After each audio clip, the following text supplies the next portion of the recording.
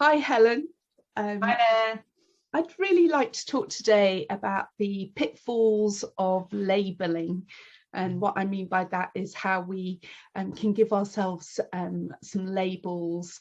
I was talking to a client very recently and she introduced herself as, I'm a worrier. My mother was a worrier. My granny was a warrior, and it's like this whole genetic history in her mind of being a warrior. Does this resonate with you?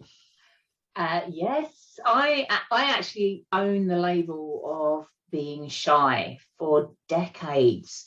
I can remember being a little child and going to family parties and my mum saying, "Oh, don't talk to Helen. She's shy. She won't want to talk to you." And I own that. But the problem is it just kept me stuck and playing small for the first half of my adult life. Obviously, got over it a bit now, but that label just kept me playing small. Right. And there can be some comfort and some familiarity in that, can't there? That it sort of explains your place in the big wide world, but in some ways it is a kind of stereotype of ourselves, isn't it? And oftentimes we're looking for evidence of, and lots of supportive evidence that we are exactly akin to the label, but it just prevents us from being our unique selves. Yeah. It's bad enough when other people do it to us, like your experience, but when we do it to ourselves, there's something, a real shame about that. And I think also, there's that whole idea as well of labeling yourself as part of a group, as part of a community, because it gives you that sense of belonging, but it can also limit yourself. It can come with restrictions or tolerances about how you must behave as part of said group. So I think that there is a risk when you've got this label, is that you see everything through that filter. There's very little room for growth or for change because it's very static. Yeah.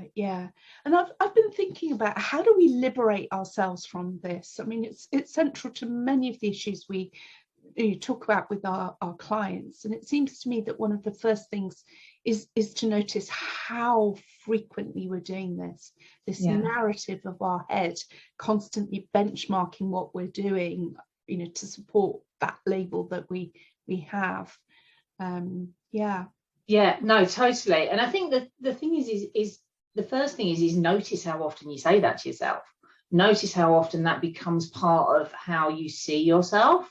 And I think what's really important is to just notice it and decide if it's useful to you, if it's serving you, because if it's not, you've got to start changing that record, because actually it's just going to keep you stuck. Yeah. And I think one of the things that you need to do is decide what is more useful to you. What would you prefer to label yourself instead? How would it be to feel? So in my situation, rather than being a shy person, how about feeling that I'm confident?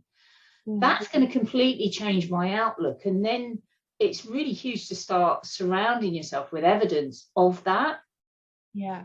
So it's about noticing, first of all, the label that you're giving. Secondly, choosing, is this useful to you? If not, if it's not serving you well, there's other ways of showing up in the world, much more flexibility about how you are in the world. And then I think what you're saying, and I agree with this, is then it's important to start looking for the evidence that supports that.